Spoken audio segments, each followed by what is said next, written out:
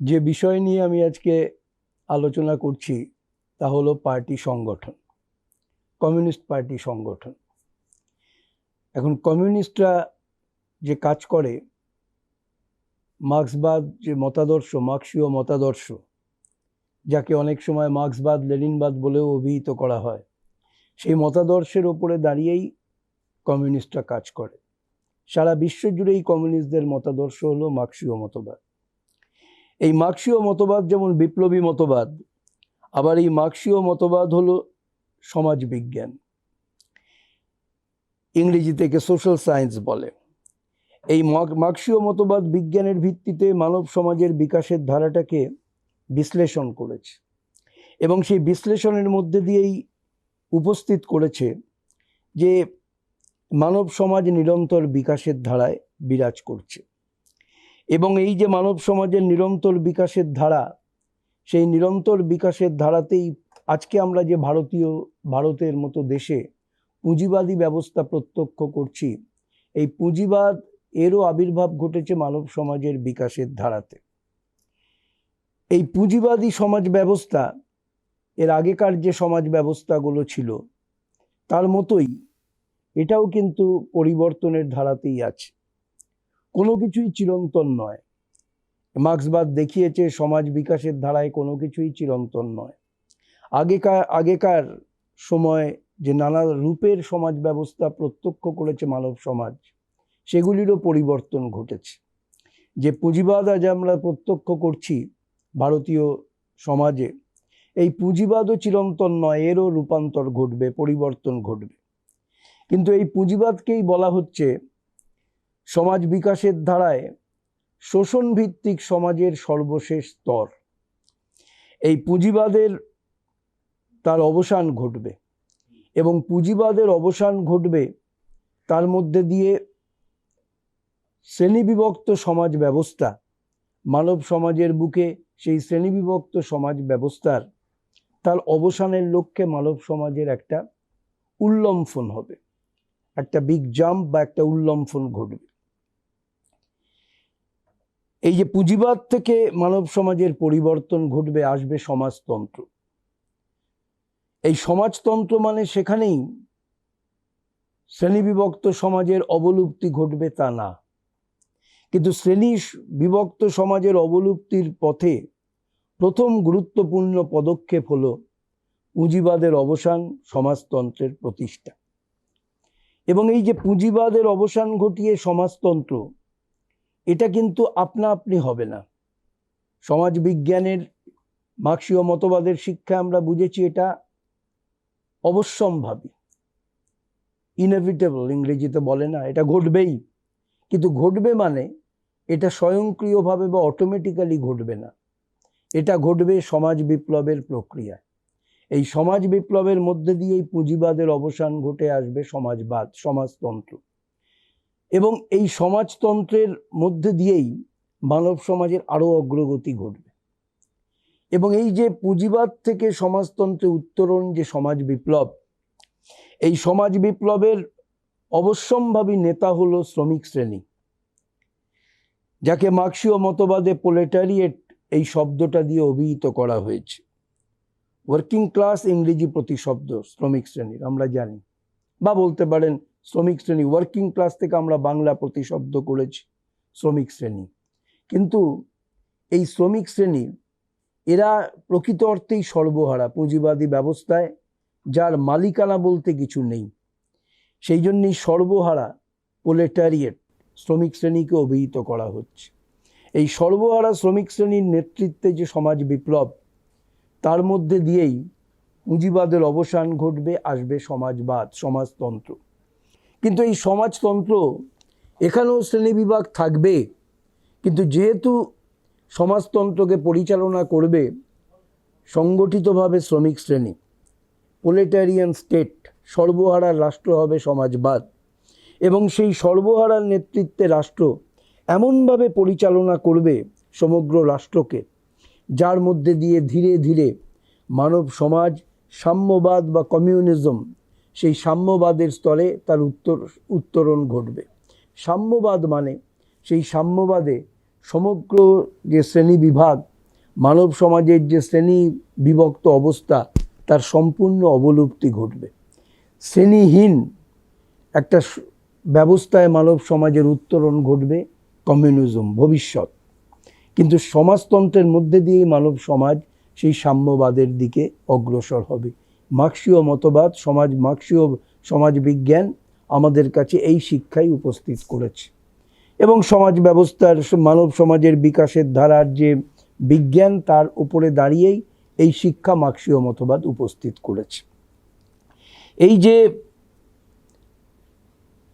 পুঁজিবাদ থেকে সমাজতন্ত্রে উত্তরণ এবং এই যে সমাজ বিপ্লব, শ্রমিক শ্রেণীর নেতৃত্বে বিপ্লব, এই বিপ্লব সংগঠিত করার জন্যে শ্রমিক শ্রেণীর নিজস্ব সংগঠন চাই। সেই সংগঠনকেই বলা হয় কমিউনিস্ট পার্টি, শ্রমিক শ্রেণীর বিপ্লবী সংগঠন।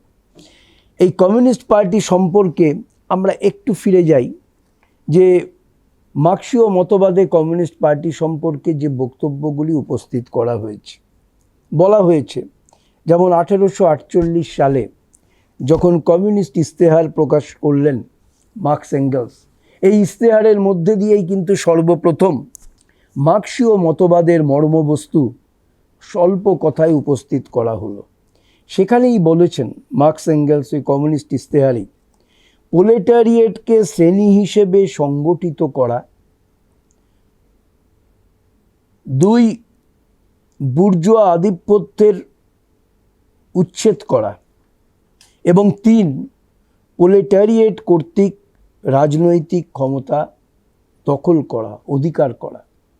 এই 3টি কাজ করবার জন্য চাই সংগঠন এবং সেই সংগঠন হিসেবেই কমিউনিস্ট পার্টি সংগঠন। কমিউনিস্ট পার্টি সংগঠন মানে শ্রমিক শ্রেণীর বিপ্লবী সংগঠন। আরেকটি কথা এই প্রসঙ্গে খুব গুরুত্বপূর্ণ, মার্ক্সকেই আমি উদ্ধৃত করছি, কারণ মার্ক্স যখন প্রথম আন্তর্জাতিক সংগঠন 1864 সালে গড়ে তোলবার ক্ষেত্রে নেতৃত্ব দিলেন, সারা বিশ্বের শ্রমিক শ্রেণীর নিজস্ব সংগঠন, প্রথম আন্তর্জাতিক বলে ইতিহাসে যাকে আখ্যা দেওয়া হয়েছে, সেই প্রথম আন্তর্জাতিকের তার যে সাধারণ নিয়মাবলী, সেই নিয়মাবলীর লিখতে গিয়ে মার্ক্স লিখলেন, উল্লেখ করলেন, কি বললেন? আমি আবার মার্ক্সকে উদ্ধৃত করছি।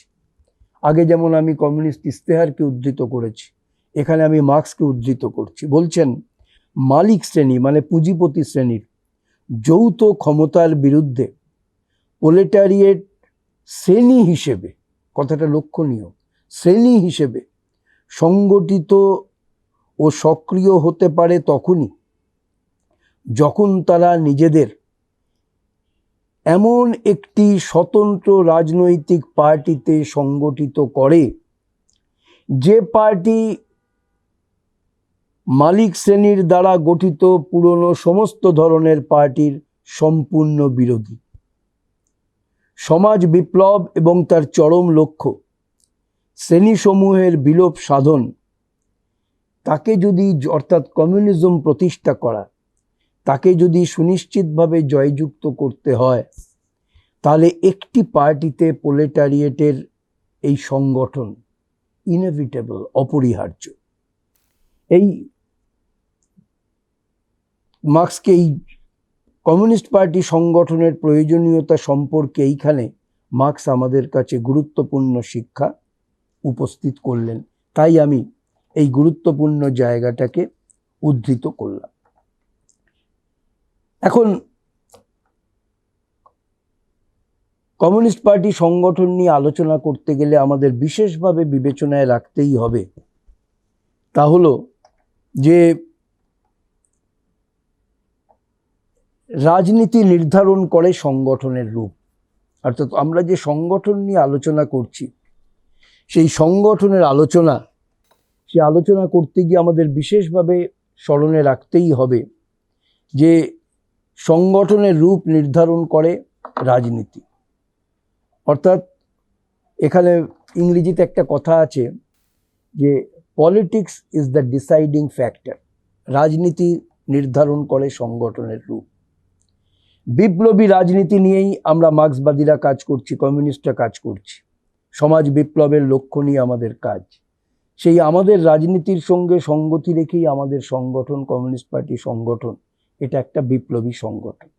অর্থাৎ relation in between politics and organisation, রাজনীতি এবং সংগঠনের মধ্যেকার এই সম্পর্ক এটা বিশেষ করে বিবেচনায় রাখতে হবে। আবার আরেকটা কথা বিশেষ করে উল্লেখ করা দরকার, এই কথাটা 1921 সালে তৃতীয় আন্তর্জাতিক, সেই তৃতীয় আন্তর্জাতিক যে কংগ্রেস থেকে তাদের পার্টি সংগঠন সম্পর্কে যে বিস্তারিত যে দলিল গ্রহণ করেছিলেন, যেটা এখন বাংলাতে পাওয়া যায়, principles of party organisation, party সংগঠনের অন্তর্বস্তু বা পার্টি সংগঠনের নিয়ম, পার্টি সংগঠনের মূলনীতি বাংলা আকার বা বই আকারে পাওয়া যায়। সেই তাতে বিশেষ করে যে কথাটা বলা হয়েছে তা হলো, এক মুহূর্তের জন্যও ভুললে চলবে না। আপনারা গতদিন পার্টি কর্মসূচির আলোচনায় কিছুটা হলেও আমরা যে মতবাদ, মার্ক্সীয় দর্শন কিছু আলোচনা হয়তো শুনেছেন। মোদ্দা কথা হলো, আমরা দান্দিক দর্শনের ওপরে দাঁড়িয়ে, দান্দিকতার দর্শনের ওপরে দাঁড়িয়ে কমিউনিস্টরা কার্যধারা পরিচালনা করে। তার মূল কথা হলো, স্থির কোনো কিছুই নয়, সব কিছুকেই পরিবর্তনের নিরন্তর ধারার মধ্যে দেখতে হবে। আমাদের সমাজ নিরন্তর পরিবর্তনের মধ্যেই বিরাজ করছে, বিশ্ব, ভারত অর্থাৎ মানব সমাজ। এই যে পরিবর্তনের যে ধারা, এই পরিবর্তনের ধারার ফলেই রাজনীতির ক্ষেত্রেও নিরন্তর পরিবর্তন ঘটে চলেছে। রাজনীতির ক্ষেত্রে যে নিরন্তর পরিবর্তন ঘটে চলেছে, তার সঙ্গে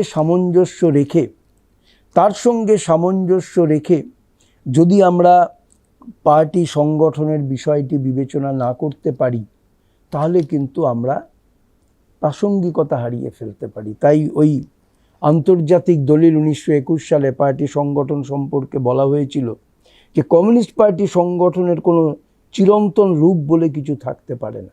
নিরন্তর পরিবর্তনের ধারার সঙ্গে সঙ্গতি রেখেই কমিউনিস্ট পার্টি সংগঠনের রূপ, নির্দিষ্ট পরিস্থিতিতে নির্দিষ্ট রূপ তা নির্ধারণ করতে হবে। এটা ব্যতিরেকে বিপ্লবী কর্তব্য সম্পাদনের লক্ষ্যে কমিউনিস্ট পার্টি অগ্রসর হতে পারে না। কমিউনিস্ট পার্টিকে বলে শ্রমিক শ্রেণীর অগ্রণী বাহিনী।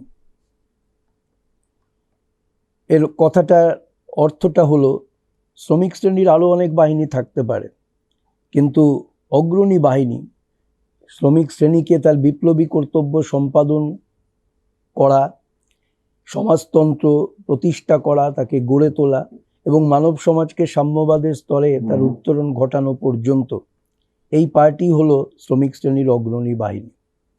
আবার কমিউনিস্ট পার্টিকে বলে শ্রেণী সচেতন বাহিনী।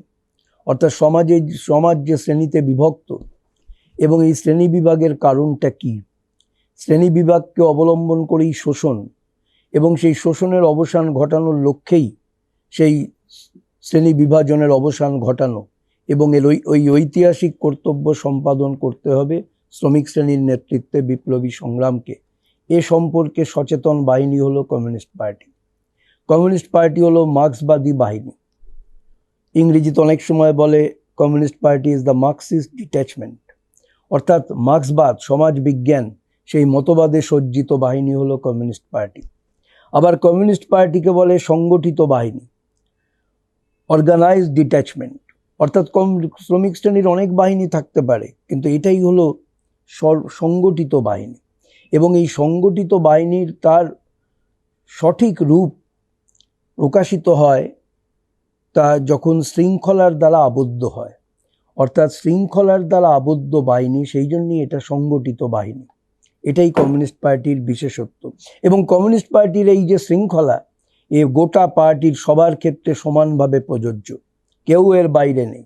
এটাই বৈশিষ্ট্য কমিউনিস্ট পার্টি। কমিউনিস্ট পার্টি হলো সর্বোচ্চ বাহিনী, highest form of organisation of the working class, শ্রমিক শ্রেণীর সর্বোচ্চ বাহিনী।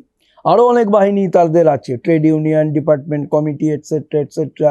এমনকি তারা বিভিন্ন অংশের মানুষের সংগঠন গড়ে তুলতে পারে, যুব, মহিলা। কিন্তু সর্বোচ্চ বাহিনী হলো কমিউনিস্ট পার্টি। সেই পার্টি হলো বিপ্লবের লক্ষ্যে পরিচালিত শ্রমিক শ্রেণীর মূল বাহিনী। শ্রমিক শ্রেণীকে বিপ্লবী কর্তব্য সম্পাদন করাবার ক্ষেত্রে ঐতিহাসিক দায়িত্ব পার্টি। আবার কমিউনিস্ট পার্টিকে বলা হয় সম্মিলিত ইচ্ছার মূর্ত প্রতীক। অর্থাৎ এই পার্টির সবারই একটি লক্ষ্য, তা হলো বিপ্লবী কর্তব্য সম্পাদন করা। এবং সেই জন্যই বিপ্লবের লক্ষ্য নিয়ে বিপ্লবের ইচ্ছে তাই নিয়ে সকলে সমবেত হয়েছে পার্টিতে। এ পার্টিতে অনৈক্য বলে কিছু থাকতে পারে না, সকলে ঐক্যবদ্ধ বিপ্লবের লক্ষ্যে, সেই সম্মিলিত ইচ্ছার মূর্ত প্রতীক। তাহলে এই হচ্ছে কমিউনিস্ট পার্টি বলতে আমরা কি বুঝি? স্বল্প কথায় এই হচ্ছে কমিউনিস্ট পার্টির অর্থ। আমাদের ভারতের বুকেও কমিউনিস্ট পার্টি গড়ে ওঠা, তার একটা ইতিহাস আছে। আজকে আমার সেটা আলোচনার বিষয়বস্তু না, অন্য কোনো সময় এই নিয়ে আমাদের আর কেউ আলোচনা হয়তো করবেন। কিন্তু আমাদের দেশে কমিউনিস্ট পার্টি গড়ে ওঠা, তারই সঙ্গে গুরুত্বপূর্ণ একটা বিষয় হলো বিপ্লবের যে কর্মসূচি, যা আপনারা ইতিপূর্বে শুনেছেন, পার্টি কর্মসূচি, সেই গ্রহণ করা এক দীর্ঘস্থায়ী মতাদর্শগত সংগ্রাম আমাদের ভারতের বুকে। সেই পরাধীন ভারত থেকে স্বাধীন ভারতে এ সংগ্রামের মধ্যে দিয়ে আমাদের বিপ্লবের যে কর্মসূচি, ভারতীয় বিপ্লবের, তা প্রস্তুত হয়েছে। এবং এই প্রস্তুত করার প্রক্রিয়ায় ভারতের কমিউনিস্ট পার্টি মার্ক্সবাদী গড়ে উঠেছে। গোটা ভারতের বুকে যে কমিউনিস্ট আন্দোলন, সেই কমিউনিস্ট আন্দোলনের সমস্ত ঐতিহ্য, সমস্ত ইতিহাস, তাকে অবলম্বন করেই গড়ে উঠেছে ভারতের কমিউনিস্ট পার্টি মার্ক্সবাদী। হয়তো এইভাবেই বলাটা আরও ভালো যে কমিউনিস্ট আন্দোলনের যে ধারাবাহিকতা ভারতের বুকে, সেই ধারাবাহিকতার সঙ্গে সঙ্গতি রেখেই এই রূপান্তর হয়েছে ভারতের কমিউনিস্ট পার্টি মার্ক্সবাদী। এর বাড়তি আমার আলোচনার আজকের বিষয়বস্তু না। এখন এই ভারতের কমিউনিস্ট পার্টি মার্ক্সবাদীর কর্মসূচি, সেই কর্মসূচির যে অষ্টম অধ্যায় আছে, নানা অধ্যায় আছে, তার অষ্টম অধ্যায়ের যে চতুর্থ প্যারাগ্রাফ, এই প্যারাগ্রাফে ভারতের বুকে কমিউনিস্ট পার্টি এবং যে কমিউনিস্ট পার্টিকে গণবিপ্লবী পার্টিতে রূপান্তরিত করার লক্ষ্যটা পরিষ্কারভাবে বলা আছে। যা বলা আছে অল্প কিছু বাক্যের মধ্যে দিয়ে খুব পরিষ্কার, আমার মনে হয় সেটাকে উদ্ধৃত করাটাই ভালো। কি বলেছে আমাদের পার্টি কর্মসূচিতে? কর্মসূচিতে বলা হয়েছে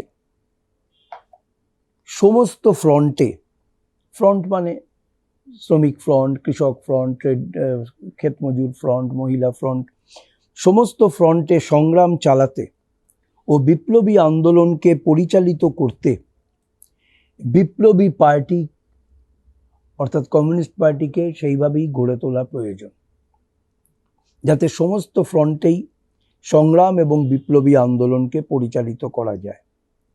এমন পার্টিকে গণসংগ্রাম গড়ে তুলে এবং এই গণসংগ্রামের সাথেই সঙ্গতিপূর্ণভাবে রাজনৈতিক ও মতাদর্শগত প্রভাব তাকে সংহত করে জনগণের মধ্যে নিরন্তরভাবে পার্টির ভিত্তি প্রসারের কাজ করে চলতে হবে। এর জন্য প্রয়োজন গণতান্ত্রিক কেন্দ্রিকতার ভিত্তিতে পরিচালিত সুশৃঙ্খল শক্তিশালী পার্টি। শ্রমিক শ্রেণী এবং শ্রমজীবী জনগণের সমস্ত অংশের প্রতি ঐতিহাসিক কর্তব্য পালনের লক্ষ্যে পার্টি নিজেকে ধারাবাহিকভাবে শিক্ষিত ও পুনর্শিক্ষিত করতে হবে। মতাদর্শগত এবং তত্ত্বগত মান পুনর্নবীকরণ করতে হবে। এটা খুব রিমার্কেবল, খুব নোটওয়ার্দি। বলছে পুনর্নবীকরণ করতে হবে, continuous renewal of the ideology, অর্থাৎ মতাদর্শ এবং তত্ত্বগত মান পুনর্নবীকরণ করতে হবে এবং সাংগঠনিক শক্তি অর্জন করতে হবে। আমি এটা উদ্ধৃত করলাম এই জন্যে, ওই যে আমরা কমিউনিস্ট পার্টি সংগঠন সম্পর্কে আমরা যে চিরায়ত যে শিক্ষা, তার কথা দিয়ে শুরু করেছিলাম।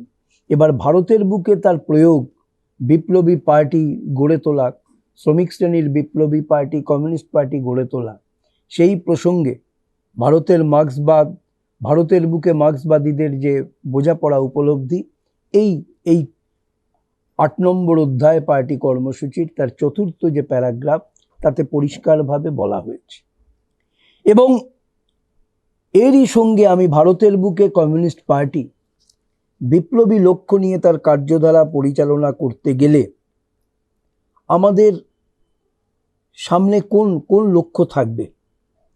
বিপ্লবী পার্টি তার কার্যধারা পরিচালনা করছে ভারতের বুকে, কোন লক্ষ্য থাকবে, সেই লক্ষ্য সম্পর্কেও আমাদের পার্টি কর্মসূচির 7ম অধ্যায়ের 16 নম্বর ধারা, সেই 7ম অধ্যায়ের 16 নম্বর ধারাতে খুব পরিষ্কারভাবে প্রাঞ্জল ভাষায় বলা হয়েছে। কি বলা হয়েছে?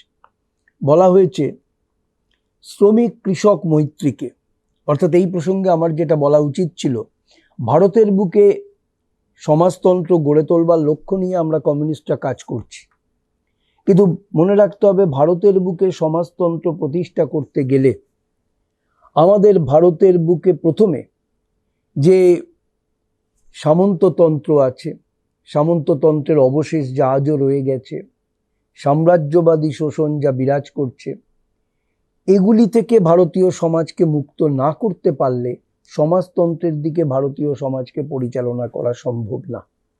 অর্থাৎ বলা যেতে পারে গণতান্ত্রিক বিপ্লবের যে অসমাপ্ত কাজ, সে অসমাপ্ত কাজ সমাপ্ত করেই ভারতীয় সমাজকে সমাজতন্ত্রের দিকে পরিচালিত করতে হবে। এটাই মার্ক্সবাদের শিক্ষা। এই গণতান্ত্রিক বিপ্লবের অসমাপ্ত কাজ সম্পন্ন করবার ঐতিহাসিক দায়িত্ব শ্রমিক শ্রেণীর বিপ্লবী পার্টি ভারতের বুকে, ভারতের কমিউনিস্ট পার্টি মার্ক্সবাদীর ওপর। এবং সেই বিপ্লব, শ্রমিক শ্রেণীর নেতৃত্বে গণতান্ত্রিক বিপ্লব, এটাকেই বলা হচ্ছে জনগণতান্ত্রিক বিপ্লব, যা আগের দিন আপনারা পার্টি কর্মসূচির আলোচনায় শুনেছেন। তাহলে আমাদের এই মুহূর্তে আশু বিপ্লবী কর্তব্য হলো জনগণতান্ত্রিক বিপ্লব সম্পাদন করা। তার মধ্যে দিয়েই ভারতীয় সমাজকে আমরা সমাজতন্ত্রের দিকে টেনে নিয়ে যেতে সক্ষম হব।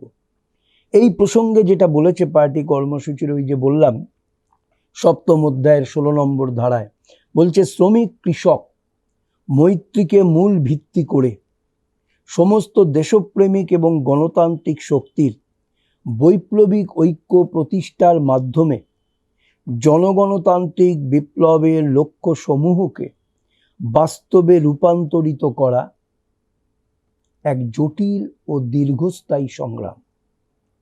নানা অবস্থার নানা পর্যায়ে এই সংগ্রাম পরিচালনা করতে হবে। এই বৈপ্লবিক আন্দোলনের বিভিন্ন পর্যায়ে, বিভিন্ন শ্রেণী এবং একই শ্রেণীর বিভিন্ন বর্গ বিভিন্ন অবস্থান অবলম্বন করতে বাধ্য। খুব খুব উল্লেখযোগ্য জায়গা। অর্থাৎ বিভিন্ন শ্রেণী, বিভিন্ন অবস্থান, আবার একই শ্রেণীর বিভিন্ন বর্গ তারা ভিন্ন অবস্থান গ্রহণ করতে পারে। অর্থাৎ জটিলতা কত ধরনের হতে পারে বলতে গিয়ে বলা হয়েছে। এই সব কিছুকে মোকাবিলা করতে একমাত্র সক্ষম কে? এরপরে বলা হয়েছে একমাত্র একটি শক্তিশালী কমিউনিস্ট পার্টি, যারা গণসংগ্রাম গড়ে তোলে এবং রণনীতিগত লক্ষ্য অর্জনে যথোপযুক্ত যুক্তফ্রন্টের রণকৌশল ব্যবহার করে, তারাই পারে এই অবস্থানের বিভিন্নতাকে ব্যবহার করে নিজেদের বাহিনীতে সমস্ত বিপ্লবী যে অংশ তাকে টেনে আনতে। একমাত্র তেমন পার্টি সবচেয়ে আন্তরিক ও আত্ম উৎসর্গকারী বিপ্লবীদের নিজেদের অভ্যন্তরে নিয়ে এসে বৈপ্লবিক সংগ্রামের পথে অনিবার্য নানা বাঁক ও মোড়ের মধ্য দিয়ে জনগণের বিপুল অংশকে নেতৃত্ব দিয়ে এগিয়ে নিয়ে যেতে সক্ষম হবে। অর্থাৎ ভারতের বুকে ভারতের কমিউনিস্ট পার্টি মার্ক্সবাদীকে এই আশু বিপ্লব, জনগণতান্ত্রিক বিপ্লব, যার মধ্যে দিয়ে সমাজতন্ত্রের দিকে ভারতীয় সমাজ পরিচালিত হবে, সেই জনগণতান্ত্রিক বিপ্লবের লক্ষ্যকে তাকে যদি বাস্তবায়িত করতে হয়, জটিল পরিস্থিতির মধ্যে দাঁড়িয়ে কি কর্তব্য, কি কাজ করতে হবে, এই পার্টি কর্মসূচির এই ধারার মধ্যে দিয়ে তা সুস্পষ্টভাবে উপস্থিত করা হয়েছে। একে সামনে রেখেই আমরা ভারতের বুকে আমাদের পার্টি, ভারতের কমিউনিস্ট পার্টি মার্ক্সবাদী, আমাদের সমগ্র সাংগঠনিক কার্যধারা আমরা পরিচালনা করছি। এখন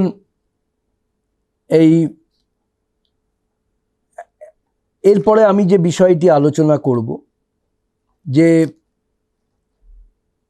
কমিউনিস্ট পার্টি, আমি এর মুহূর্তে বলে গেছি, এই আগের আলোচনার শুরুতেই বলেছি যে কমিউনিস্ট পার্টি হলো শ্রমিক শ্রেণীর বিপ্লবী পার্টি, শ্রমিক শ্রেণীর অগ্রবাহিনী।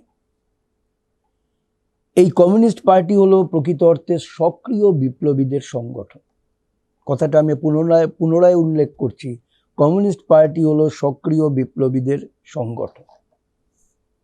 এখন এই যে সক্রিয় কথাটা বললাম, এর পরে যে কথাটা লেখাটা ভালো, এই কমিউনিস্ট পার্টিতে যে বলা হচ্ছে এটা সক্রিয় বিপ্লবীদের পার্টি, সক্রিয়তার পরিমাপ কি এইটা বলতে হবে। সক্রিয়তার পরিমাপ কি? কমিউনিস্ট পার্টিতে সক্রিয়তার পরিমাপ নিয়ে কোনো অস্পষ্টতা নেই। আমরা সক্রিয়তার পরিমাপ করি। আমরা সর্বশেষ 2015 সালেও আমাদের পার্টি যে সাংগঠনিক প্রেরণ করলাম এই কলকাতা শহরেই 2015 সালে, সেখানেও আমরা পরিষ্কারভাবে সক্রিয়তার পরিমাপ তাকে উল্লেখ করেছি, সংজ্ঞায়িত করেছি। সক্রিয়তার পরিমাপ আমরা করি এইভাবে যে প্রতিটা পার্টি সদস্যকে 5টা ন্যূনতম কাজ করতে হবে। প্রতিটা পার্টি সদস্য, আমাদের পার্টির সাধারণ সম্পাদক কমরেড সীতারাম ইয়েচুরি থেকে শুরু করে আমরা সকলে, কেউ এর বাইরে না। প্রতিটা পার্টি সদস্যকে ন্যূনতম 5টা কাজ করতে হবে। এই 5টা কাজ না করলে তার পার্টির সদস্য হিসেবে থাকার যোগ্যতাই থাকে না। ন্যূনতম কাজ, মিনিমাম টাস্ক। এই 5টা কি কি কাজ? 1, প্রতিটা পার্টি সদস্যকে প্রতিটা পার্টি সদস্যকেই কোনো না কোনো ইউনিটে যুক্ত থাকতে হয়। কারোর ইউনিট কেন্দ্রীয় কমিটি হতে পারে, কারোর রাজ্য কমিটি, কারোর জেলা কমিটি, কারোর এরিয়া কমিটি, কারোর শাখা। কিন্তু মোদ্দা কথা হলো প্রত্যেকে তার পার্টি ইউনিটের সমস্ত সভায় তাকে উপস্থিত থাকতে হবে।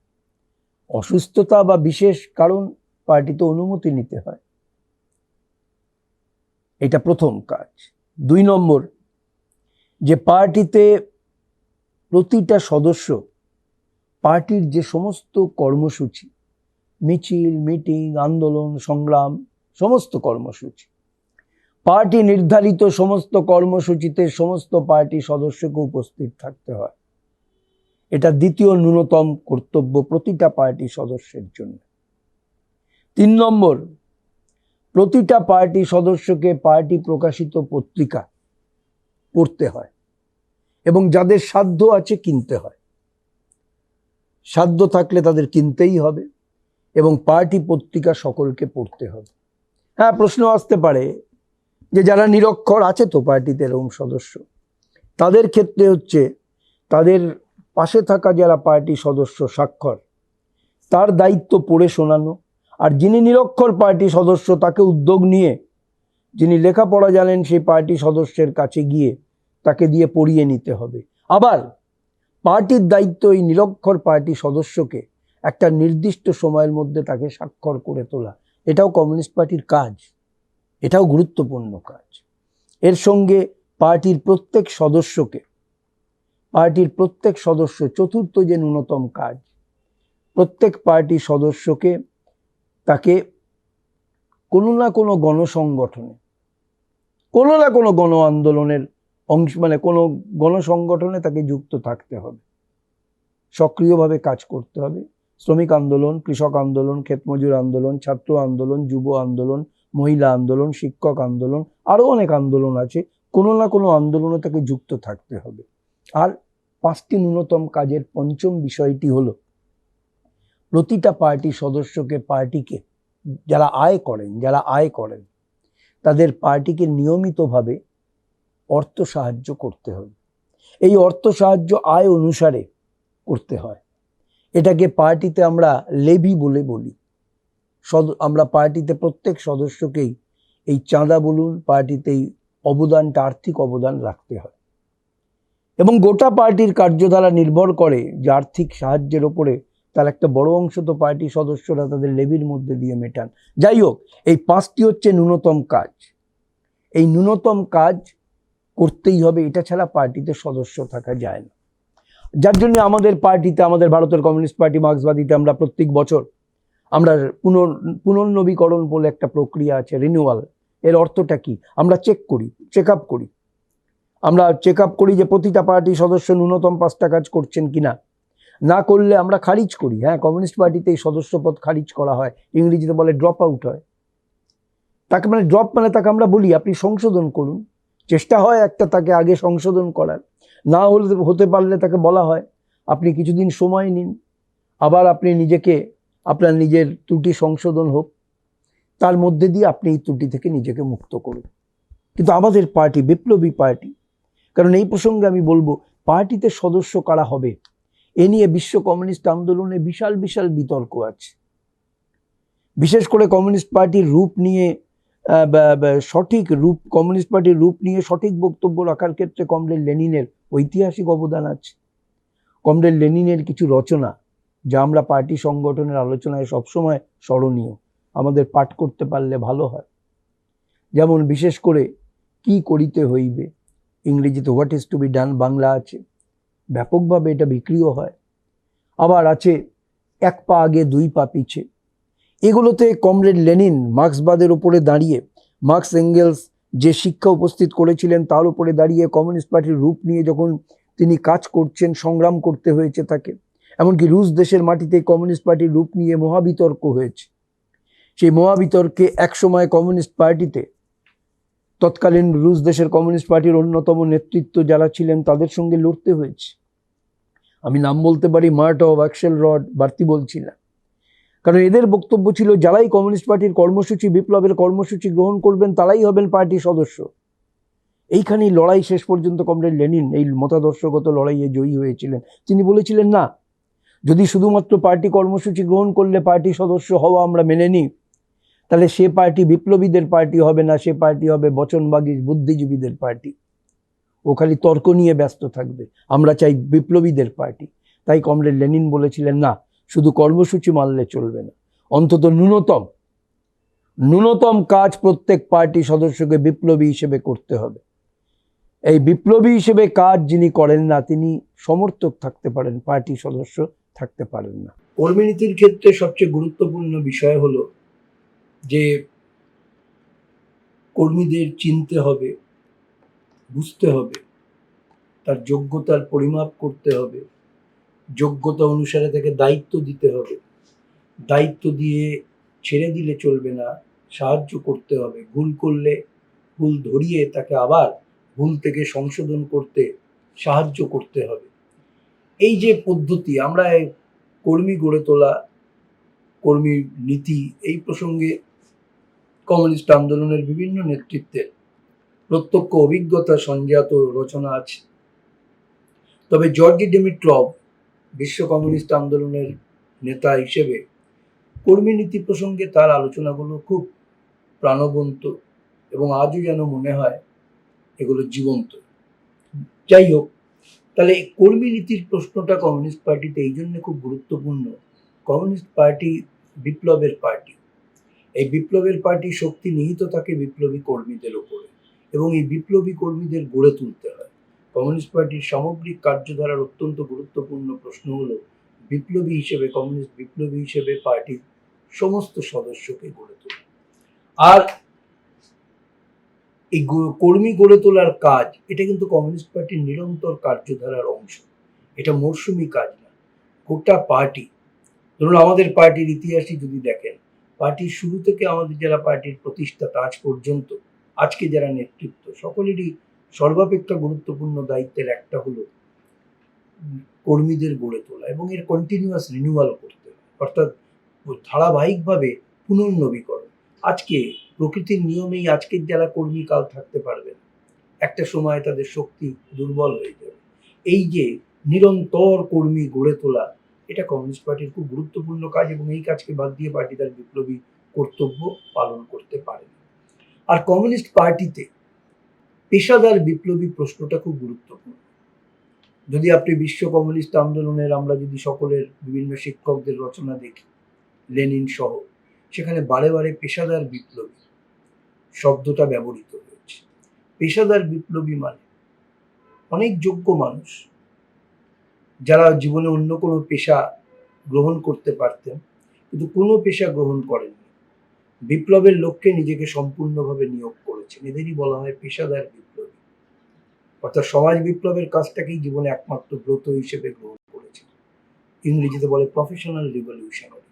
আমাদের ভারতের ক্ষেত্রে আমরা এটা বলছি আমাদের পার্টিতে সর্বক্ষণের কর্মী, ফুল টাইমার্স, অর্থাৎ সর্বক্ষণ যিনি অন্য কোনো পেশা বেছে নেননি, পার্টি বিপ্লবের কাজটাকেই তার জীবনের একমাত্র ব্রত হিসেবে গ্রহণ করেছে। এই সংখ্যা বাদ দিয়ে, এই সর্বক্ষণের কর্মী বাদ দিয়ে কমিউনিস্ট পার্টি গড়ে উঠতে পারে না। কমিউনিস্ট পার্টি নেতৃত্ব মানে সেই নেতৃত্বের একটা গুরুত্বপূর্ণ অংশ, সেই অংশকে সর্বক্ষণের কর্মী বলা যায়। অনেক এইভাবেই বলা হয়েছে, পার্টি সংগঠনের মূলনীতিতে এইভাবে বলা হয়েছে, পার্টি সংগঠনের কোর, অভ্যন্তরটা মূলত যারা পেশাদার বিপ্লবী তাদের নিয়েই গড়ে তুলতে হয়। কারণ যাদের অন্য কোনো কাজ নেই, বিপ্লবের লক্ষ্যে কার্যধারা পরিচালনা এটাই একমাত্র কাজ। সেই জন্যেই এবং এই সর্বক্ষণের কর্মী এটা কিন্তু গড়ে তুলতে হয়। পার্টির যে কোনো সময় নেতৃত্বের অন্যতম দায়িত্ব হলো কর্মী গড়ে তোলো, এবং বিশেষ করে সর্বক্ষণের কর্মী। সর্বক্ষণের কর্মী গড়ে তোলার সঙ্গে জড়িয়ে আছে মতাদর্শগত চেতনা। বুর্জোয়া ব্যবস্থা অনেক লোভ চারিদিকে ছড়ানো আছে, সেই লোভ সংবরণ করতে শেখানো, এবং বিপ্লব ছাড়া আর অন্য কোনো তার লক্ষ্য হতে পারে না, এই বোধ গড়ে তোলা, অর্থাৎ নিজেকে সর্বস্বভাবে বিপ্লবের জন্য নিয়োগ করা, এইটা কিন্তু মতাদর্শগত চেতনার সঙ্গে ওতপ্রোতভাবে যুক্ত। কিন্তু এইরকম সর্বক্ষণের কর্মীর সংখ্যা বৃদ্ধি করা ছাড়া পার্টি সংগঠন তার বিপ্লবী কর্তব্য পালন করবার ক্ষেত্রে অগ্রসর হওয়া সম্ভব নয়। পার্টি সংগঠন যখন আমরা আলোচনা করছি, কমিউনিস্ট পার্টি সংগঠন, এরপরে যে বিষয়টি গুরুত্ব পাওয়া উচিত, সুবিধে হবে সবার বুঝতে, ওখানে লিখলে ভালো হয়। আমি সৌভিককে বলবো, কমিউনিস্ট মেথড অফ ওয়ার্ক, কাজের কমিউনিস্ট পদ্ধতি, অর্থাৎ কমিউনিস্ট পার্টির কাজের একটা পদ্ধতি আছে, এবং এই পদ্ধতি বিজ্ঞানের উপরে প্রতিষ্ঠিত, কোনো ব্যক্তি বিশেষের না, অ্যাবসলিউটলি সম্পূর্ণভাবে বিজ্ঞানের উপরে প্রতিষ্ঠিত। এই কমিউনিস্ট মেথড অফ ওয়ার্কের সবচেয়ে বড় কথা হলো যে পার্টিতে কেউ অভ্রান্ত তো না, কেউ ইনফেলিয়েবল না, সেজন্য সমালোচনা, আত্মসমালোচনা, এটা হচ্ছে কমিউনিস্ট পার্টিতে একটা শক্তিশালী হাতিয়ার, যার মধ্যে দিয়ে পার্টি এবং পার্টি কর্মীরা নিজেদের নিরন্তর ত্রুটি থেকে মুক্ত করবার যে প্রক্রিয়া পরিচালনা করে। তার সঙ্গে হচ্ছে কমিউনিস্ট পার্টিতে এটা পার্টি হচ্ছে যৌথ পদ্ধতির মধ্য দিয়ে চলে, এককভাবে না। এই যে দেখছেন বুর্জোয়া পার্টি সব এককভাবে তারাই শেষ কথা বলে, না, কমিউনিস্ট পার্টিতে এককভাবে চলে না। কমিউনিস্ট পার্টি যৌথ কর্ম পদ্ধতি অনুসরণ করে, যার জন্য কমিউনিস্ট পার্টিতে যে পদ্ধতি, কাজের পদ্ধতির মূল কথা হলো যৌথ সিদ্ধান্ত হবে যৌথভাবে সকলের আলোচনার মধ্যে দিয়ে, কিন্তু দায়িত্বটা বন্টন হবে ব্যক্তি ধরে ধরে, অর্থাৎ ইন্ডিভিজুয়াল রেসপন্সিবিলিটি। তা না হলে চেক আপই হবে না কে কিভাবে দায়িত্ব পালন করছেন, ব্যক্তিগত দায়িত্ব। তারপর আবার ফিরে আসতে হবে যৌথ চেক আপ, সবাই মিলে চেক আপ করবেন কে কিভাবে দায়িত্ব সম্পাদন করেছে। এর মধ্যে দিয়ে একদিকে নিজেরা আরো উন্নততর কমিউনিস্ট কর্মী হিসেবে গড়ে ওঠা, আর পার্টি সিদ্ধান্তকে বাস্তবায়িত করা, এই দুই কাজই একসাথে এগোতে পারে, এটা গুরুত্বপূর্ণ। এবং কমিউনিস্ট পার্টি সংগঠনে এই যে কাজের পদ্ধতির কথা বললাম, এই যে সমালোচনা, আত্মসমালোচনা হাতিয়ারের কথা বললাম, মনে রাখ, এই প্রসঙ্গে আমি বিশেষ করে বলবো, কমিউনিস্ট পার্টির প্রাণ ভোমরা, এটাকে বলা যেতে পারে, ইংরেজিতে বলে sum and substance of the party, অর্থাৎ পার্টির প্রাণ ভোমরা, সেটা হচ্ছে গণতান্ত্রিক কেন্দ্রিকতা। এই গণতান্ত্রিক কেন্দ্রিকতা সম্পর্কে বলতে গিয়ে একটা কথা না বললে ঠিক হবে না, যে এই যে দান্দিকতার কথা বলেছিলাম, সবকিছুর মধ্যে বৈপরীত্য বিরাজ করছে। বৈপরীত্য আছে বলেই দ্বন্দ্ব আছে, আর দ্বন্দ্ব আছে বলেই গতি আছে, আর গতির ফলেই পরিবর্তন, বিকাশ। সবকিছু কমিউনিস্ট পার্টি সংগঠনের মধ্যেও দান্দিকতা আছে, বৈপরীত্য আছে, যার সব থেকে বড় নিদর্শন হলো গণতান্ত্রিক কেন্দ্রিকতা। পার্টির ভিতরে একদিকে আছে গণতন্ত্র। এ পার্টির মতো গণতান্ত্রিক অধিকার আর কোন পার্টিতে পাবেন? সব সদস্যের বলার অধিকার আছে, এমনকি পার্টির সর্বোচ্চ স্তরের নীতি নির্ধারণে সব সদস্যের ভূমিকা আছে। আর কেন্দ্রিকতা, আলোচনার মধ্যে দিয়ে যা গৃহীত সিদ্ধান্ত হবে সকলের ক্ষেত্রে প্রযোজ্য, ওপর থেকে নিচ সকলকে মানতে হবে। সিদ্ধান্ত গ্রহণ সর্বসম্মত হলে ভালো, না হলে সংখ্যাগরিষ্ঠের মত তাই হবে। কারণ বিপ্লবের পার্টি, অনন্তকাল ধরে বিতর্ক চললে পার্টি বিপ্লবী কর্তব্য সম্পাদন করতে পারবে না। কিন্তু গৃহীত সিদ্ধান্ত সকলকে মানতে হবে, এটাই হচ্ছে কেন্দ্রিকতা। এবং এই গণতন্ত্র আর কেন্দ্রিকতা আপাত দৃষ্টিতে দুই বিপরীত শব্দ, তার সমন্বয়ে ঘটান ওটাই কমিউনিস্ট পার্টি। কমিউনিস্ট পার্টির মর্মবস্তুটা হলো গণতান্ত্রিক কেন্দ্রিকতা।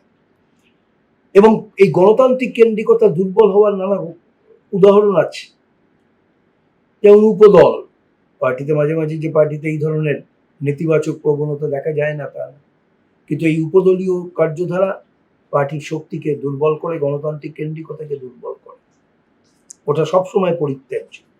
কমরেড স্ট্যালিনের ভাষায় ওই জলের তলায় ওই পাথর যেগুলোকে দেখা যায় না, চলার ক্ষেত্রে বারে বারে হোঁচট খেতে হয়, উপদলীয় কার্যধারা। আবার তার সঙ্গে হচ্ছে ওই যাকে বলা হয় আমাদের ভারতের মতো দেশে ফেডারেলিজম, আমরা বাংলা করি আঞ্চলিকতাবাদ, অর্থাৎ কেন্দ্রীয় কমিটির সিদ্ধান্ত সব রাজ্যের ক্ষেত্রে প্রযোজ্য, রাজ্য কমিটির সিদ্ধান্ত সব জেলার ক্ষেত্রে প্রযোজ্য, জেলার সিদ্ধান্ত সব অঞ্চলের ক্ষেত্রে প্রযোজ্য, অঞ্চলের সিদ্ধান্ত সব শাখার ক্ষেত্রে প্রযোজ্য। এইটাই বলে, অর্থাৎ আঞ্চলিকতা না, ফেডারেলিজম না, উচ্চতর কমিটির সিদ্ধান্ত, এটাই তো গণতান্ত্রিক কেন্দ্রিকতা। উচ্চতর কমিটির সিদ্ধান্ত মানতে হবে, সংখ্যাগরিষ্ঠের মত মানতে হবে। আবার এটাও বলে গণতান্ত্রিক কেন্দ্রিকতা, নিম্নতর কমিটির অভিমতকে গুরুত্ব দিতে হবে উচ্চতর কমিটি। কিন্তু এই যে বললাম আঞ্চলিকতা বা ফেডারেলিজম, আবার ধরুন ওই যেটাকে বলে আপনার ওই সাবজেক্টিভিজম, মন গড়া মতবাদ, এগুলো গণতান্ত্রিক কেন্দ্রিকতাকে দুর্বল করে। সুতরাং এই সব ত্রুটি সম্পর্কে কমিউনিস্ট পার্টিকে নিরন্তর সচেতন থাকতে হবে, সচেতন থেকেই এগোতে হবে। আবার কমিউনিস্ট পার্টিতে আমি শুরুতেই শুরু করেছিলাম মার্ক্সীয় মতাদর্শ, যাকে মার্ক্সবাদ লেনিনবাদ বলে অভিহিত করা হয়, এই মতাদর্শের উপরে দাঁড়িয়ে আছে পার্টি। তাই কমিউনিস্ট পার্টি এই বিপ্লবের পার্টি, এই বিপ্লবের পার্টিতে মতাদর্শ বাদ দিয়ে এই বিপ্লবী পার্টির অস্তিত্বই নেই। তাই পার্টির কার্যধারায় মতাদর্শগত বিষয়টি অত্যন্ত গুরুত্বপূর্ণ। অর্থাৎ কমিউনিস্ট পার্টিতে মতাদর্শগত কার্যধারা, আইডিওলজিক্যাল অ্যাক্টিভিটি, এটা সর্বাপেক্ষা গুরুত্বপূর্ণ বিষয়ের অন্যতম। গোটা পার্টিতে অনবরত এই চর্চা করতে হয়। মনে রাখতে হবে আজকের বিশ্বে পুঁজিবাদ, সাম্রাজ্যবাদ যেভাবে মতাদর্শগতভাবে মার্ক্সবাদকে, বিপ্লবী মতবাদকে দুর্বল করে তারা বুর্জোয়া পুঁজিবাদ সাম্রাজ্যবাদকে পুষ্ট করবার মতবাদ ছড়িয়ে দিচ্ছে নানা রূপে নানা ভাবে, তার বিরুদ্ধে লড়াই চালাতেই হবে। এটাই মতাদর্শগত কার্যধারা। সেই জন্য প্রস্তুত করতে হবে প্রতিটা পার্টির সদস্যকে। আবার ভারতের মতো দেশ, যেখানে সামন্তবাদ, প্রাক পুঁজিবাদ, প্রি ক্যাপিটালিজম, ফিউডালিজম এবং সেগুলির সেই মতবাদগুলি ব্যাপকভাবে শক্তিশালী, যার ফলে আমরা দেখছি গুরুবাদ, মৌলবাদ, ধর্মান্ধতা ইত্যাদি ইত্যাদি, জাতিভেদ প্রথা সবকিছু কি শক্তি নিয়ে আমাদের ভারতে বিরাজ করছে। আবার আজকের কেন্দ্রের সরকার পুষ্ট করে চলেছে এই RSS এর সরকার এগুলিকে। এই অবস্থায় দাঁড়িয়ে ভারতের বুকে মতাদর্শগত কার্যধারা অত্যন্ত অত্যন্ত গুরুত্বপূর্ণ দুটি কারণে।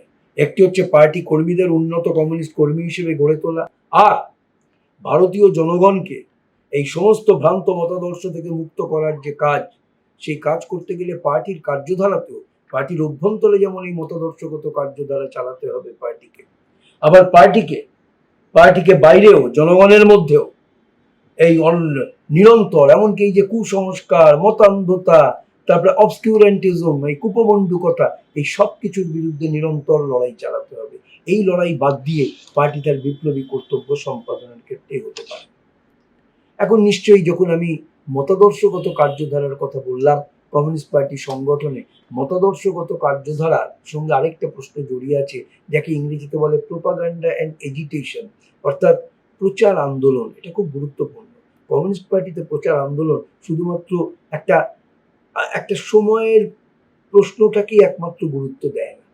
অর্থাৎ সময়ের প্রশ্ন, যেমন ধরুন ভারতের ক্ষেত্রে এই মুহূর্তে 370 নম্বর ধারা গত বছর 5ই আগস্ট দিল্লি সরকার বাতিল করে দিল, অগণতান্ত্রিক স্বৈরাচারী পদক্ষেপ।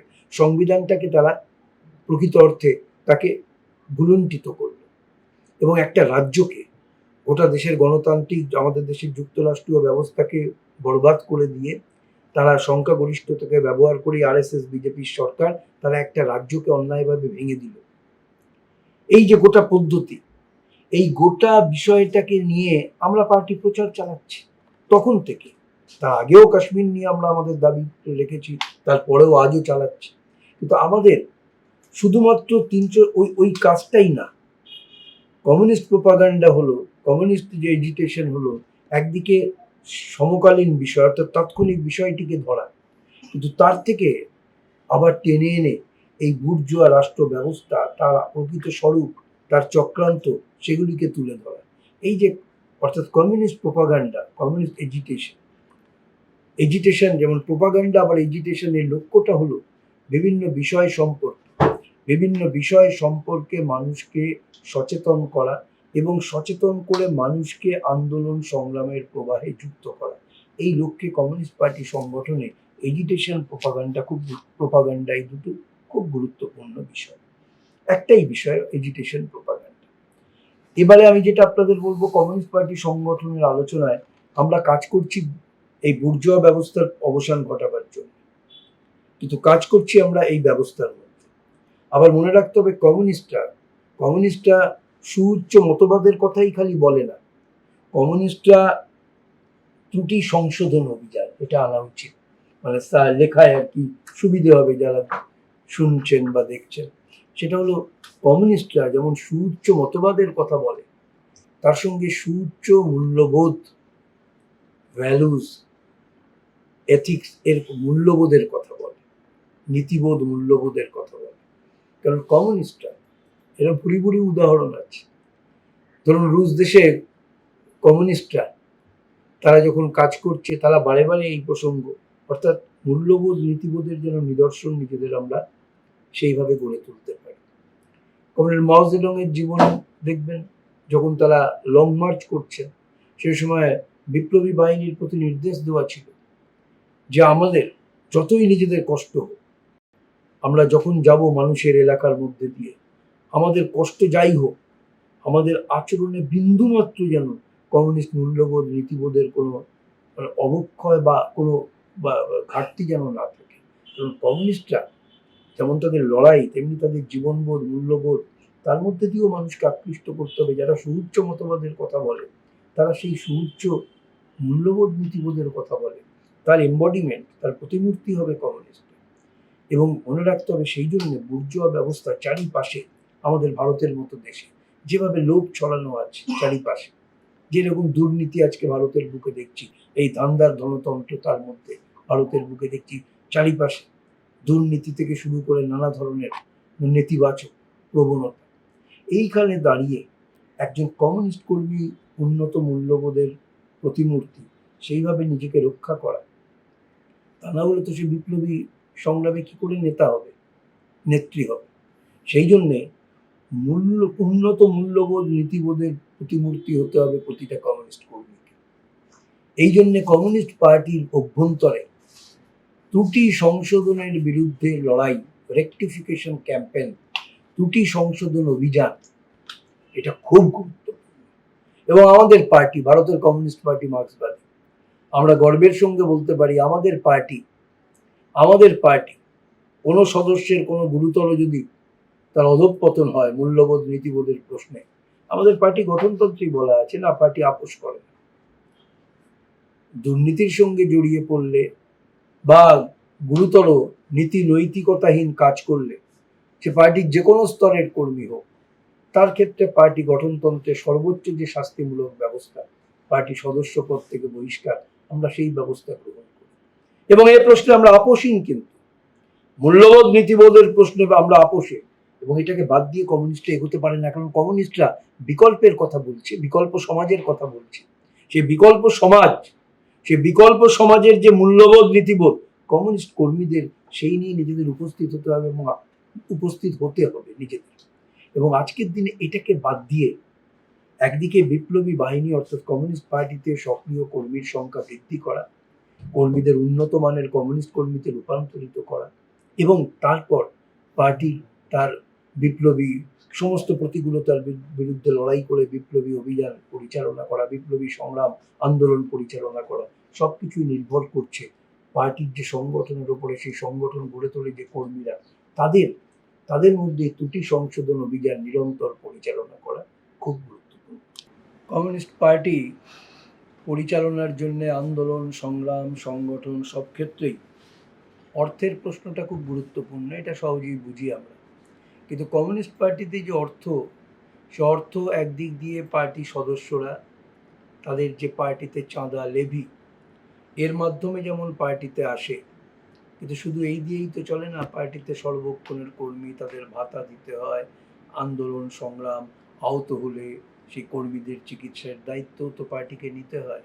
মিথ্যে মামলা অজস্র, বহু কর্মীর তাদের নিজেদের আর্থিক সঙ্গতি নেই, এই বহু খরচা, এই পার্টির যে আর্থিক প্রয়োজন এটাকে মেটানোর জন্য পার্টিতে গণ অর্থ সংগ্রহ, অর্থাৎ জনগণের থেকে অর্থ সংগ্রহ, এটা কমিউনিস্ট পার্টিতে খুব গুরুত্বপূর্ণ বিষয়। এবং কমিউনিস্ট পার্টির কাছে এটা শুধু আর্থিক বিষয় না, এটা সাংগঠনিক রাজনৈতিক সাংগঠনিক বিষয়ও বটে। কারণ যেমন অর্থ সংগ্রহের মধ্যে দিয়ে মানুষের ঘরে ঘরে যাওয়া, মানুষের থেকে অর্থ সংগ্রহ করা যায়, আবার এই গণ অর্থ সংগ্রহ করতে গিয়ে মানুষের মধ্যে গিয়ে মানুষের অনেক বিভ্রান্তি রয়েছে, অনেক প্রশ্ন আছে, হয়তো অনেক জায়গায় পার্টি সম্পর্কে কোনো ক্ষোভও তৈরি হয়ে আছে, সেগুলি মানুষের মনের অবস্থাটা বোঝা যায়, প্রশ্নগুলি বোঝা যায়, এবং তার উত্তর দেওয়ার মধ্যে দিয়ে মানুষকে আমরা ভ্রান্তি থেকে কাটিয়ে আমাদের দিকে টেনে আনতে পারি, মানুষের ভুল ধারণাগুলো কাটিয়ে তুলতে পারি।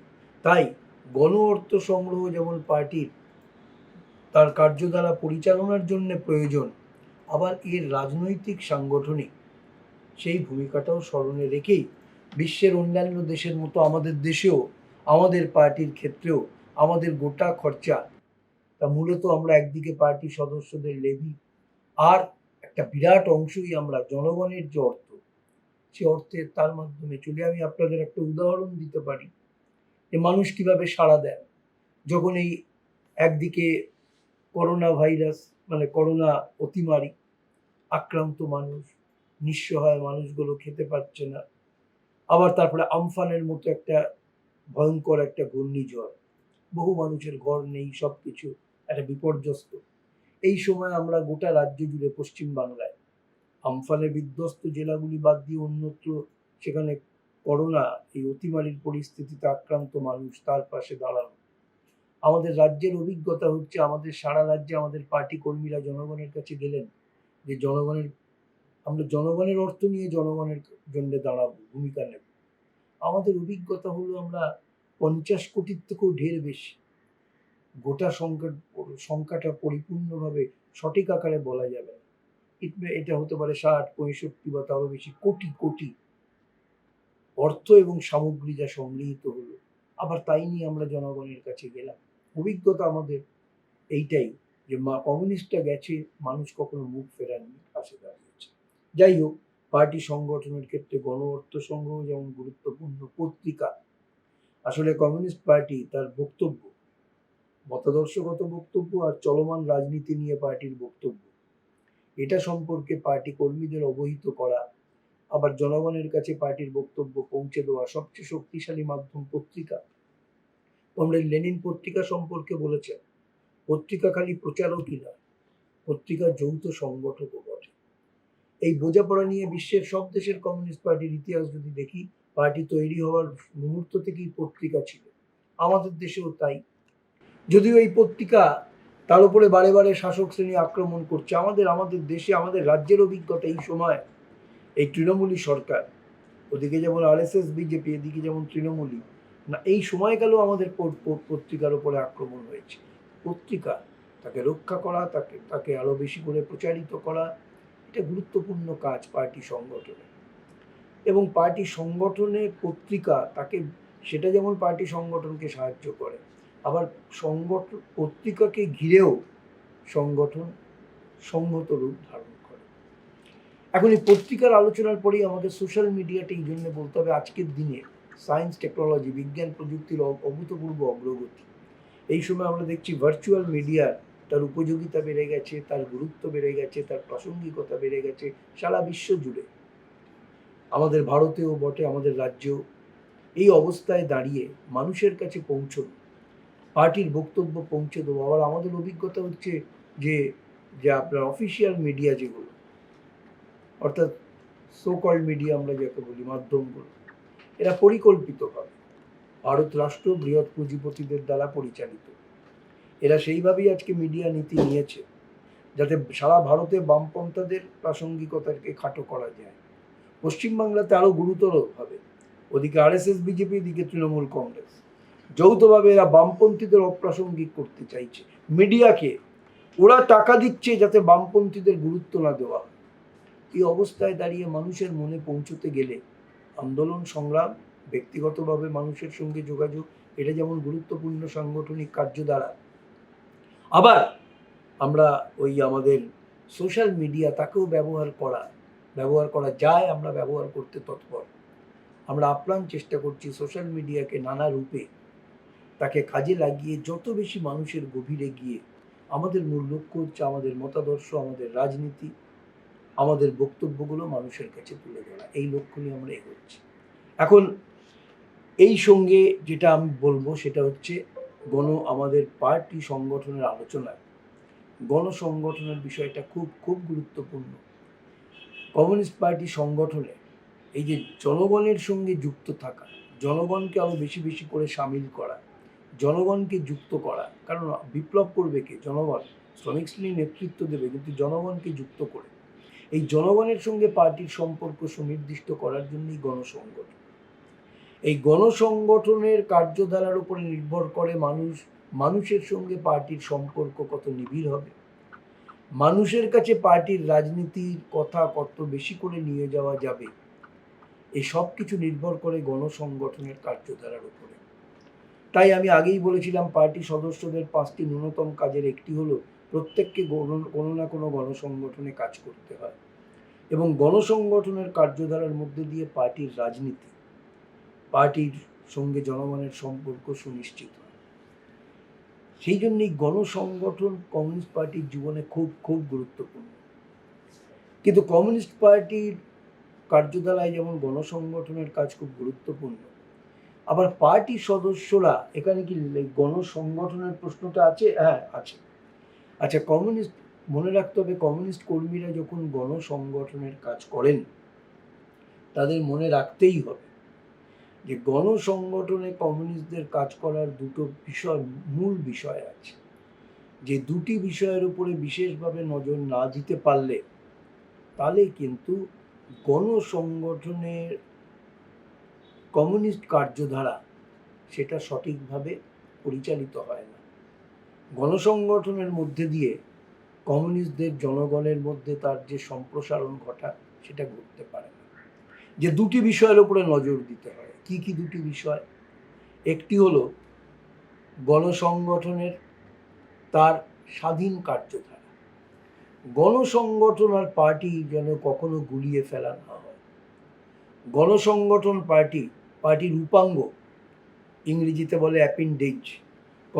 গণসংগঠন কখনো কমিউনিস্ট পার্টির অ্যাপেন্ডেজ বা উপাঙ্গ নয়। ছাত্রদের সংগঠন ছাত্রদের সংগঠন, মহিলাদের সংগঠন মহিলাদের সংগঠন, সাধারণ মহিলা সাধারণ ছাত্র, ট্রেড ইউনিয়ন সব শ্রমিকের সংগঠন, কৃষক সভা সব কৃষকের সংগঠন, শুধুমাত্র কমিউনিস্ট সমর্থকদের না। এইভাবেই প্রকৃত গণসংগঠন, অর্থাৎ এই অংশের মানুষের প্রকৃত সংগঠন, এইভাবেই স্বাধীন পরিচিতি প্রতিটা গণসংগঠনের গড়ে ওঠা, এটাকে সুনিশ্চিত করা পার্টি সদস্য হিসেবে আমাদের প্রত্যেকের দায়িত্ব। আর 2, গণসংগঠনের গণতান্ত্রিক কার্যধারা, অর্থাৎ গণসংগঠন চলবে তার নিজস্ব গণতান্ত্রিক পদ্ধতি। পার্টি সদস্যরা, কমিউনিস্ট পার্টির সদস্যরা, তারা পার্টির যে গঠনতন্ত্র, পার্টি কনস্টিটিউশন ইংরেজিতে বলে, সেই পার্টি গঠনতন্ত্রে পার্টি সদস্যদের দায়িত্ব, কর্তব্য, অধিকার সব বলা আছে। তার ভিত্তিতে পার্টি সদস্যরা চলবে। কিন্তু যখন গণসংগঠনের কার্যধারা পরিচালিত হচ্ছে, গণসংগঠন কিন্তু তার নিজস্ব, প্রত্যেকটা গণসংগঠনের নিজস্ব গঠনতন্ত্র, কনস্টিটিউশন এটসেট্রা ইত্যাদি রয়েছে। তাকে মান্যতা দিয়েই গণসংগঠনকে চলতে হবে। এটাই হচ্ছে গণতান্ত্রিক কার্যধারা। এই একদিকে স্বাধীন কার্যধারা, আরেকদিকে গণতান্ত্রিক পদ্ধতি, এই দুটো গণসংগঠনের ক্ষেত্রে সর্বাধিক গুরুত্বপূর্ণ বিষয়। এই যে ভারতীয় সমাজে এই যে নয়া উদারনীতির প্রয়োগের ফলে জনসমষ্টির, এমনকি একই শ্রেণীর বিভিন্ন বর্গ, তাদের মধ্যেও যে নতুন নতুন পরিবর্তন ঘটছে, এগুলিকে বিবেচনায় না রাখতে পারলে গণসংগঠনগুলি সঠিকভাবে কর্মসূচি প্রণয়ন করা এবং ইস্যুগুলোকে চিহ্নিত করে সঠিকভাবে নিজের অংশের মানুষের কাছে যাওয়া, এই কাজটা পারবে না।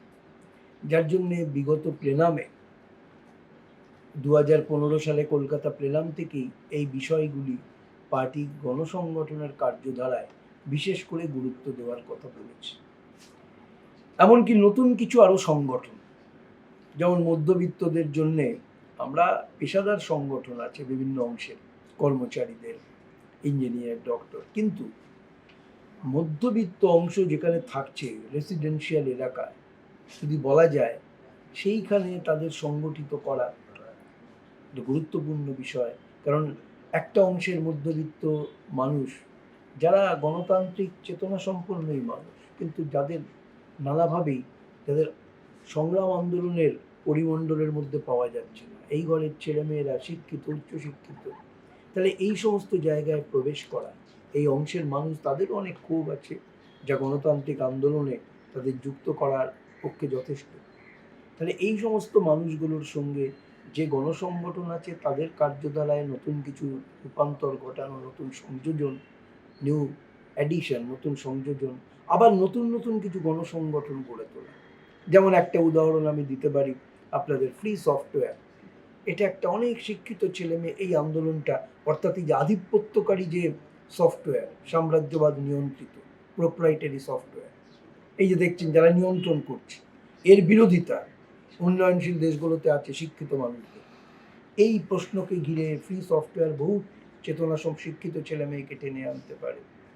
এইরকম আরও কিছু আছে, ভলান্টারি কিছু কাজ আছে। যেমন ধরুন, আমরা এই করোনার পরিস্থিতিতে দেখছি মানুষের কাছে শিক্ষার সুযোগ, তারপরে আপনার স্বাস্থ্য পরিকাঠামো পৌঁছে দাও মানুষের জন্যে, এরকম অনেক কিছু কাজ, সেগুলি ভাবতে হবে নতুন আঙ্গিকে, নতুনভাবে ভেবে যত বেশি মানুষকে টেনে আনা যায়, মানুষের সঙ্গে যুক্ত হওয়া যায়, সেইভাবে গণসংগঠনের কার্যধারা পরিচালনা করতে হবে। এবং কমিউনিস্টদের এক্ষেত্রে ইনোভেটিভ হতে হবে, উদ্ভাবন, নিজস্ব পরিস্থিতি পরিবর্তন নিরন্তর ঘটছে পরিস্থিতির, তার সঙ্গে সঙ্গতি রেখে কমিউনিস্টদের এই প্রশ্নে আরও নতুন নতুন চিন্তা ভাবনার প্রয়োগ ঘটাতে হবে। এবং আমি এরপরে আর যেটা বলবো, এই মুহূর্তে আমরা গোটা পার্টি সংগঠনের আলোচনায় আমরা বারে বারে জোর দিচ্ছি, একদম সাধারণ মানুষের কাছে, একদম সর্বনিম্ন স্তরে পৌঁছতে হবে। আমরা বলছি এলাকায় এলাকায় পৌঁছতে হবে। আজকে আরএসএস, বিজেপি সারা ভারত জুড়ে যে ষড়যন্ত্র চক্রান্ত চালাচ্ছে, গণতন্ত্রের বিরুদ্ধে, যুক্তরাষ্ট্রীয় ব্যবস্থা, ধর্মনিরপেক্ষতার বিরুদ্ধে, আবার মানুষের আর্থিক অধিকারের ওপরে যে ভয়ঙ্কর আক্রমণ চালাচ্ছে, এই যে আমরা দেখছি। আবার পশ্চিমবাংলায় তৃণমূলী রাজত্ব, তাও আমরা লক্ষ্য করছি কিভাবে দুর্নীতি ইত্যাদি তো আছেই, গণতন্ত্র হরণ করা কিভাবে চলছে ভয়ঙ্কর রূপে পশ্চিমবাংলায়, আন্দোলন সংগ্রাম সেগুলি কার্যত নস্যাৎ করার চেষ্টা। গণলাইন সম্পন্ন বিপ্লবী পার্টিতে রূপান্তরিত করতে হবে ভারতের কমিউনিস্ট পার্টি, মার্ক্সবাদীকে। এই আহ্বান এসছে কলকাতা প্লেনাম থেকে। তার মানে একদিকে বিপ্লবী পার্টি, তার গুণাবলী যা নিয়ে আলোচনা করলাম, সেই গুণাবলী আমাদের প্রক্রিয়ার মধ্যে দিয়ে অর্জন করতে হবে, সেই প্রক্রিয়ায় আমরা সকলেই যুক্ত আছি। আবার গণলাইন সম্পন্ন, মানে মানুষের সঙ্গে পার্টির আরো নিবিড় সম্পর্ক গড়ে তোলা, এবং এই যে জনগণের সঙ্গে পার্টির আরো নিবিড় সম্পর্ক গড়ে তোলা, এটা কিন্তু মনে রাখতে হবে গোটা পার্টি নেতৃত্বের কার্যধারা এতকাল যা চলছিল তার পরিবর্তনের কথা বলেছে। পার্টি কর্মীদের এতকালের কার্যধারা, সেখানেও পরিবর্তনের কথা বলেছে। মূল কথা হলো জনগণের বিভিন্ন অংশের কাছে যত রকমভাবে পারা যায় পার্টি নেতৃত্বকে পৌঁছতে হবে, পার্টি কর্মীদের পৌঁছতে হবে। এবং এমনকি একথাও বলা হয়েছে, নেতৃত্ব এবং পার্টি কর্মীদের মধ্যে কোনো দূরত্ব রাখা বাঞ্ছনীয় নয়। কর্মীদের অভিজ্ঞতায় সমৃদ্ধ হতে হবে নেতৃত্বকে, তার ভিত্তিতে নেতৃত্ব সিদ্ধান্ত নিয়ে পৌঁছবে কর্মীদের কাছে। এইভাবেই গণলাইন এবং জনগণটাই সবচেয়ে বড় কথা। নানাভাবে মহল্লায় যেতে হবে, পাড়ায় যেতে হবে, এলাকায় যেতে হবে, বস্তিতে যেতে হবে, আমাদের কর্মীদের নিবিড়ভাবে মিশে থাকতে হবে। এই কাজের মধ্যে দিয়ে আমরা গণলাইনকে কার্যকর করতে পারব। গণলাইনের মধ্যে দিয়ে মানুষের সঙ্গে পার্টির সম্পর্ক আরও নিবিড় হবে। স্ট্যালিন একটা কথা বলেছিলেন, কমিউনিস্ট পার্টির সঙ্গে জনগণের সম্পর্ক। উনি মাছ আর জলের উদাহরণ টেনেছিলেন। মোদ্দা কথা হলো, মাছ যতক্ষণ জলের মধ্যে থাকে মাছ বেঁচে থাকে, জল থেকে বেরিয়ে এলে মাছ আর বাঁচে না। অর্থাৎ কমিউনিস্ট পার্টির সঙ্গে জনগণের এই সম্পর্ক, জনগণের মধ্যে আছে তো কমিউনিস্ট পার্টি অপরাজেয়, যার জন্য শাসক শ্রেণী সবসময় চেষ্টা করে কমিউনিস্টদের জনগণ থেকে বিচ্ছিন্ন করে। একটা গল্প খুব এই প্রসঙ্গে উল্লেখযোগ্য, এক গ্রিক উপাখ্যানে, সেখানে এক দৈত্যের নাম ছিল দৈত্য। সেই দৈত্যটার আমি নাম এক্ষুনি মনে করতে পারছি না। সেই দৈত্যটার বৈশিষ্ট্য ছিল, সে মাটির যে দেবী তার সন্তান ছিল, এবং তার পরাক্রমে সবাই পরাস্ত হচ্ছে। শেষ পর্যন্ত হারকিউলিসের দায়িত্ব পড়েছিল তাকে পরাস্ত করা। কিন্তু হারকিউলিস লড়াইয়ের আগেই জেনে গেছিল যে ওই দৈত্যের শক্তিটা হচ্ছে মাটি। ওকে যতবার পেরে ফেলা হয় মাটিতে পেরে ফেললেই সে দ্বিগুণ শক্তি অর্জন করে এবং প্রতিদ্বন্দ্বীকে সে উপকাত করে।